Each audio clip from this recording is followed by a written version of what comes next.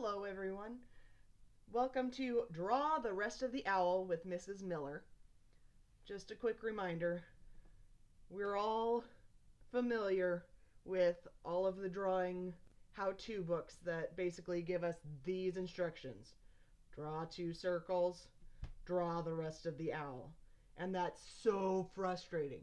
And since I need to work on my drawing skills as well, we're going to work together to hopefully learn some of the steps that go in between the 2 circles and the whole rest of the owl.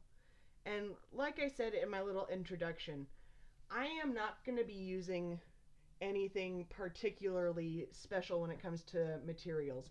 Like the pencil I have here, I got off a clearance rack at Walmart, and it says it's a HB2 pencil, which I don't know. I know that's a hard black number 2 pencil, but I also have my pencil that's like probably what you have at home, which is, ooh, what kind of pencil it is? It's a free pencil that I got from someone handing out pencils.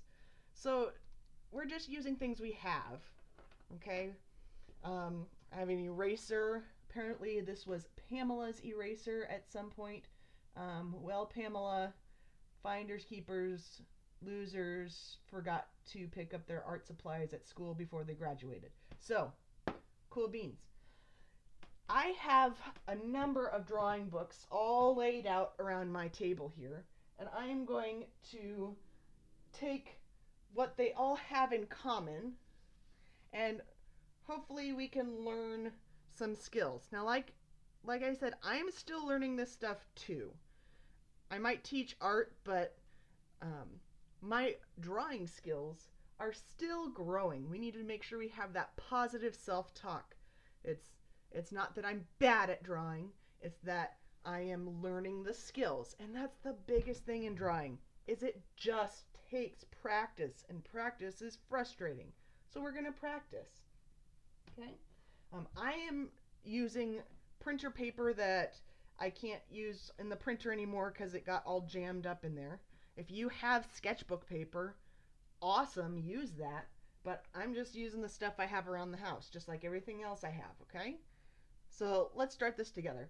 Basically, every single book says we're going to start with doing some scribble lines because we just want to get the feel of the pencil on the paper. And so it's literally just like... So with me, take a few minutes or seconds or whatever and just like fill a space with crazy random.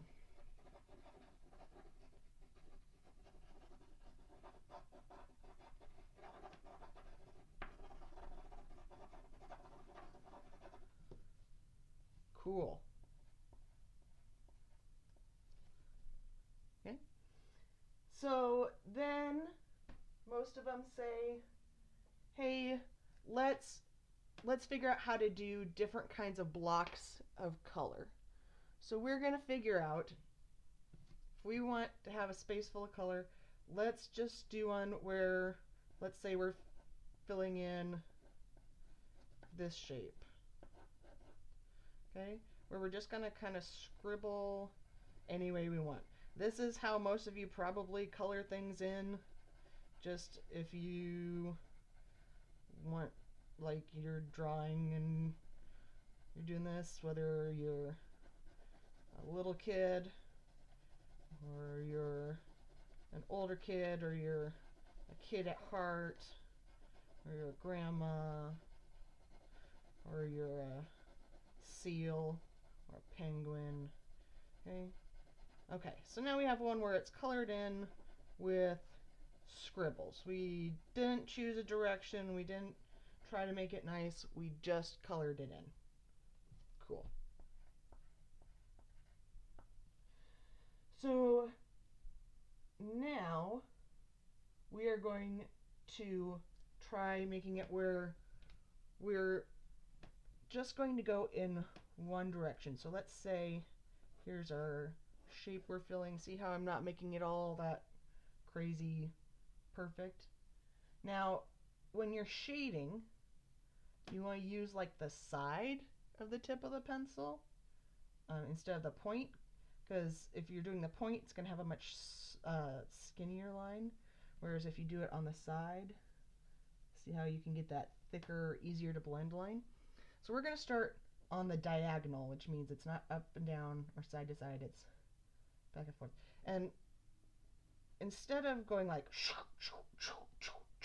we're going to just do it in little sections here. Now you see all the lines just kind of shading, they all go in about the same direction, and we're just kind of shading. And since we're shading, we're not trying to make this the darkest dark or anything, we're just experimenting with how it feels. Okay, you can see I'm doing this kind of in little layers. Sorry for my left-handedness that covers stuff up. I'm doing my best, guys. You do your best, I'll do my best. Okay, we're just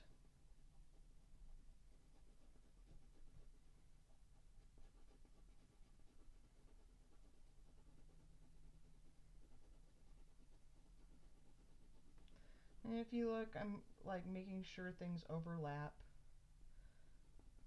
Things aren't perfect, but you can see some places maybe it's a little darker than others. Go over the other sections. The more you use that pencil on the side, that bigger, kind of more squishy color you're going to get, and the more it's going to look like a shading instead of scribbles, right? So cool. Let's look at trying some horizontal lines. So here's our next little shape here. So horizontal, if you don't remember, is side to side.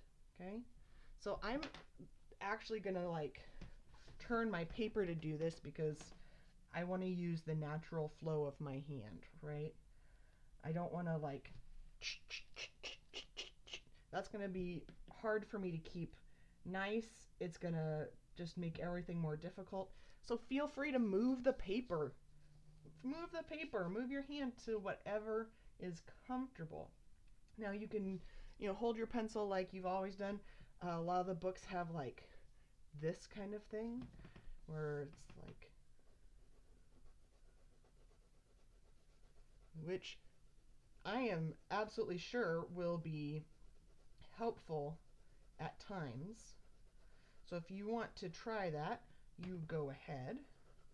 And if you don't, just do it the way that's comfortable, okay?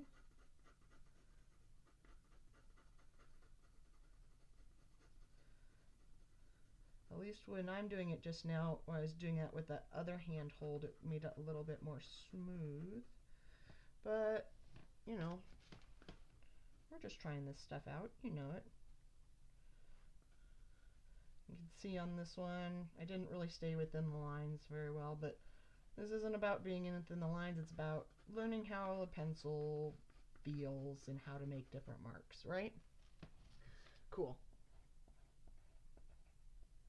Let's try vertical lines. Okay, so here we're gonna make another box. Remember, a thing to start now, draw light till you know it's right.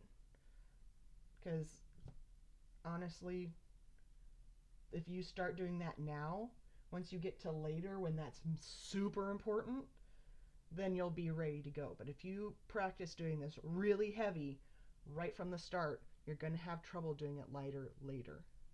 Okay? You want to be ready for the lighter later. Okay? So now we're going to do our vertical lines. Okay? Let's try. And these are more shading lines, because you can do like just one direction, or you can do the back and forth. It's up to you. Like Bob Ross, this is your picture. You can do whatever you want in it. If you want to spend your time during this drawing a clown, you do that. Okay? Cool. So now we want to look at what happens when we overlap those kinds of lines, okay? Because if you can see, like this one's kind of darker, but these are pretty light. So what if you want a dark thing, but you don't necessarily want it to be like this kind of scribbly thing? And what you do is you overlap your kinds of lines. So let's start off with vertical.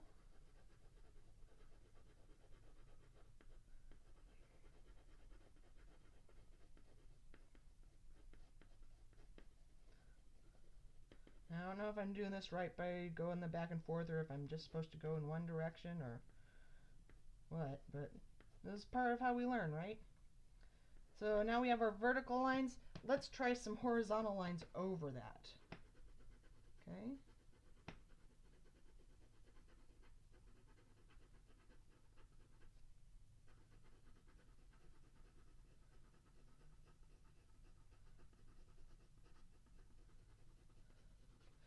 So if you see there, like, you can tell it's a more solid color, and the more different kinds of lines and stuff you do, the less you can see a certain kind of line.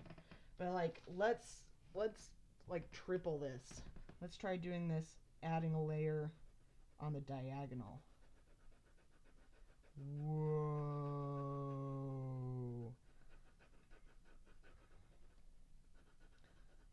Crazy.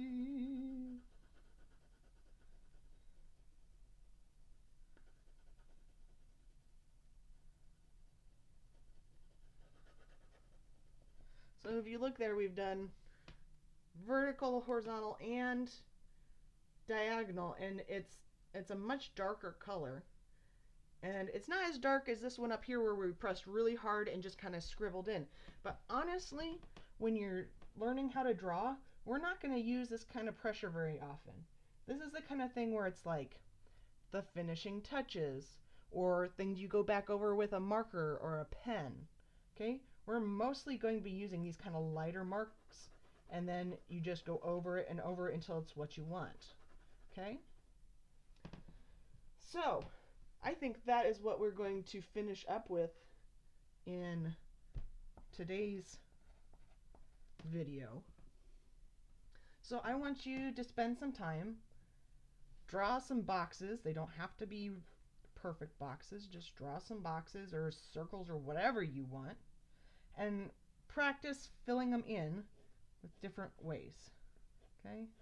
See how it feels. I wouldn't necessarily suggest moving from your elbow, like, because that's involving a lot more muscles than you need. Try doing it with mostly just your wrist and your hand. But you know what? If you figure out that using your whole hand your whole arm is good, that's a bit better for big lines. We'll find that out later. But maybe you're gonna practice doing it with vertical lines that are all just going one direction. Or maybe you're gonna do it and you're going to do very exact lines. Now, you see, my lines are kind of shaky because my hands are kind of shaky, and that's okay. If you notice, the faster I do it, the more likely it is to be actually straight. The slower you go, the more chance your muscles have to like it up. Okay? Just make it feel natural. So go ahead and practice filling in some squares. Pay attention to which direction you're going. Pay attention to how heavy you're doing it. Pay attention to how you're moving your hand or where on the pencil lead you're using it. Okay? Just like fill a piece of paper with all sorts of different things where you just fill in boxes. Okay?